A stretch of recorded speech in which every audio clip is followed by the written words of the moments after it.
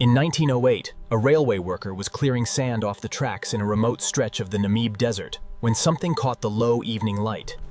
He picked it up, turned it over, and showed it to his supervisor. It was a diamond. Within 4 years, an entire town had risen out of nothing in one of the most hostile deserts on Earth. Complete with a casino, a theater that hosted touring opera companies, a bowling alley, and a hospital housing the first X-ray machine in the entire southern hemisphere. Fresh water was shipped in by rail just to keep private gardens green in a place that receives almost no rainfall at all. At its peak, this single town accounted for over 10% of the entire world's diamond production. And then, within a few short decades, every single person left. Not gradually, not one.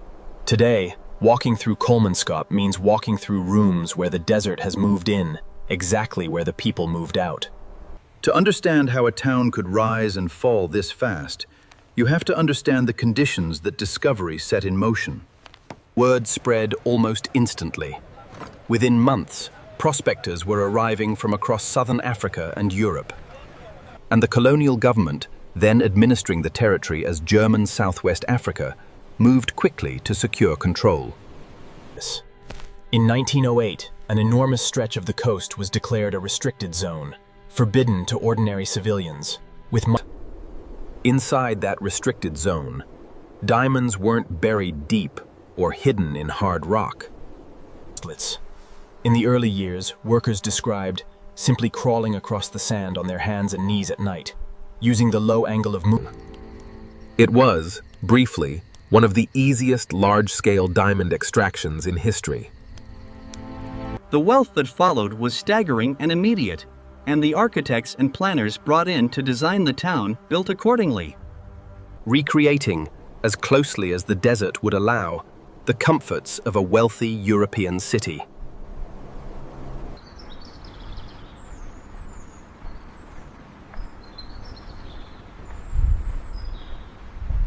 The physical remains of Kolmanskop today are, in many ways, the clearest evidence of exactly how quickly and how completely the town emptied.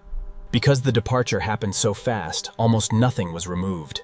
Furniture, fixtures, even personal items were simply left behind. And it's this abandonment, more than anything, that makes the site so visually striking today.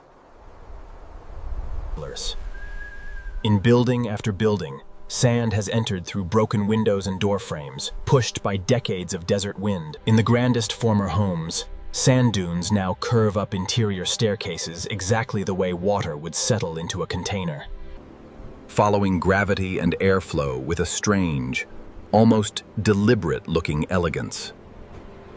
Photographers and conservationists have documented the same rooms changing shape year over year as the sand inside shifts with each new storm, meaning the interior landscape of Kolmanskop is not fixed. It is, quite literally, still moving. More than a century after the last resident walked out the door. Here's the part of the story that surprises most people. Kolmanskop wasn't abandoned because the diamonds ran out entirely. It was abandoned because an even richer deposit was found somewhere else. In 1928, deposits so much larger and more concentrated that the entire mining operation, and eventually the whole town's workforce, gradually relocated to the new find. Kolmanskop wasn't destroyed by failure. It was drained by its own success happening again, somewhere else. Mining activity slowed through the 1930s, and by 1956, the last remaining residents had followed the industry south, leaving the buildings standing exactly as they were, fully furnished, doors unlocked. Gardens already dying in the heat, without anyone left to water them.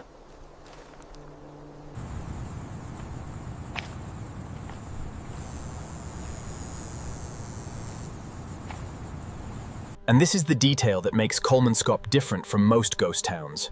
It wasn't slowly starved by economic decline over generations. A town that didn't fail so much as it was outcompeted by a discovery of its own kind, in its own industry, less than 100 kilometers away. The ongoing transformation of Kolmanskop is, in its own way, a live demonstration of basic desert wind dynamics. The Namib is one of the oldest and driest deserts on Earth, shaped by consistent, powerful coastal winds that move enormous volumes of sand daily. When that wind meets a solid obstacle, a wall, a doorframe, a window, its speed drops sharply on the leeward. The sand falls out of the airflow and accumulates, grain by grain, exactly where the wind loses its energy.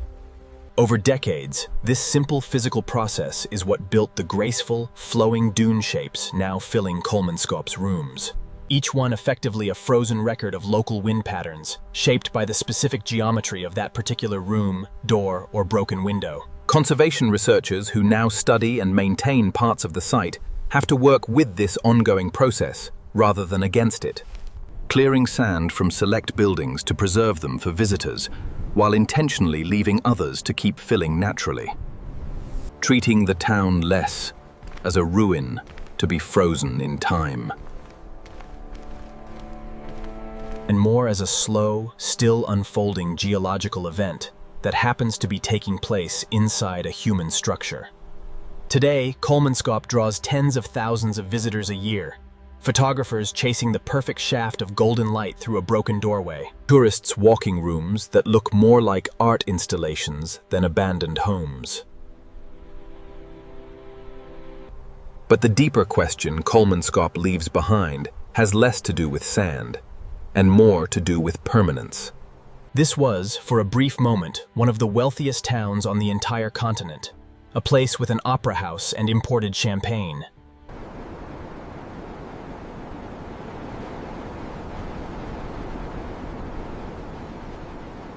Built in a location so inhospitable that keeping a garden alive required a private railway, and within a single human lifetime, all of it became optional. Not destroyed by war, not lost to disaster, simply no longer necessary the moment something better came along nearby.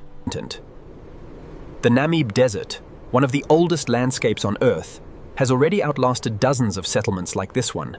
Walking through those sand-filled rooms today, it's hard not to wonder how many other places we currently consider permanent, essential, unmovable. The file is closed. The mystery remains.